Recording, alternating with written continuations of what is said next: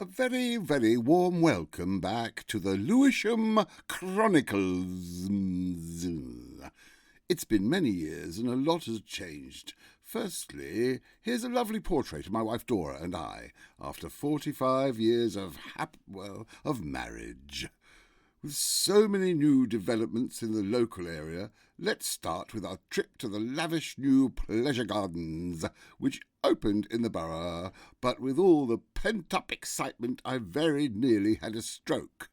Luckily, fate decreed that it wasn't to be. For one thing, I couldn't reach. Unfortunately, my dear Dora took very badly to the efforts I went to souping up her lime green mobility scooter, as you can see from the magnificent shiner I now wear with pride. Anyway, back to the lavish new pleasure gardens which opened on Lewisham Common last week. We were both very impressed with all the hard work that went into it and had a lovely morning on the rides. Although some were a little too terrifying for the likes of us, and others totally unsuitable for family viewing, I must say. And it should be noted that grumpy clowns are definitely not Dora's thing, however buff they may be. There was no explaining what the blooming heck the Maradonald's ride was all about, and we thought it a very unusual idea for a kiddie sandpit. Mind you, I suppose it's a slight improvement on the typical McDonald's family.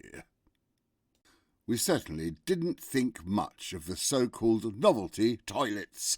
Sit, wiggle, stand, shake, indeed, whatever next?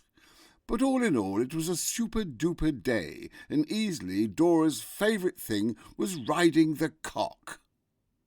Emerging from the fair, we saw this rather well-fed chap holding a huge sign. From what I hear about pot smoking and the byproduct called the munchies, I tend to think he has had quite enough. Don't you? On the way home, we stopped at the Cross Keys for a terrific slap-up lunch, which was only £3.99. We thought better of the dessert, seeing as large frog's legs on the menu rather put us off. Our meal included an excellent Elton John tribute. Apparently gays were welcome, but they had banned mincing, although I'm not certain what that is. Later, we bumped into Laura, our neighbour Ralph's delightful daughter, which was very nice. Laura was showing off her new mini motorcycle.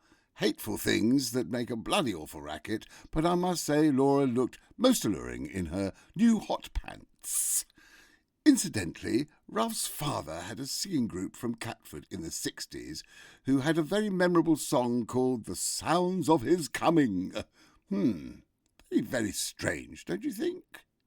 Talking of music, not many people know this, but the cover of a Beatles LP was originally to be photographed in Lewisham. Yes, but Elsie Scroggins insisted on giving the Fab Four advice on hairdressing, so much so that they fled and did the shots the next day by the recording studio in town. Well done, Elsie. Another dagger in the chance of fame for Lewisham. And now for some rather sad news from Brockley Old People's Home. As Georgie Russell celebrated his 100th birthday, some total idiot set fire to the plastic candles on his hat and, sorry to say, dear George died from third-degree burns. Oh well, Georgie, let's look at the bright side. You did reach 100. Congratulations and commiserations. The same reckless fool that set fire to old George decided it would be a grand idea to cook a Sunday roast in the spare filing cabinet in the garden. It wasn't a good idea, as most of the tenants got salmonella food poisoning, although the spuds were, by all account, quite delicious. And now to happier news. Ah, yes, what a lovely day on Ladywell Fields when Dora and I were invited to be guests at Michelle Skittles' wedding. And didn't the lady do well? You see what I did there? That's rather good, wasn't it? Anyway, she married a very fetching llama called Larry Greengrass. Oh, now didn't the bride look lovely? It was Larry's third marriage and Michelle's second, and here you can see a charming capture of the happy couple with their happy families from both sides. Here you can spot Michelle's two daughters and baby Ginny with her nan on the right. Also there's Larry's two calves, Tippy in the foreground proudly showing off her baskets of charming floral displays, and the sweet mixed-race calf Jamal. To the far left of the picture, there's Jamal's rather bad-tempered mother, who apparently caused a row at the reception and later added obscenities to Larry's car. Well, you know what they say, hell hath no fury. Or is it fury? I'm not sure. But good old Larry, he took it on the chin as he chewed on yet another carrot. Warmest congratulations to both Mr. and Mrs. Greengrass.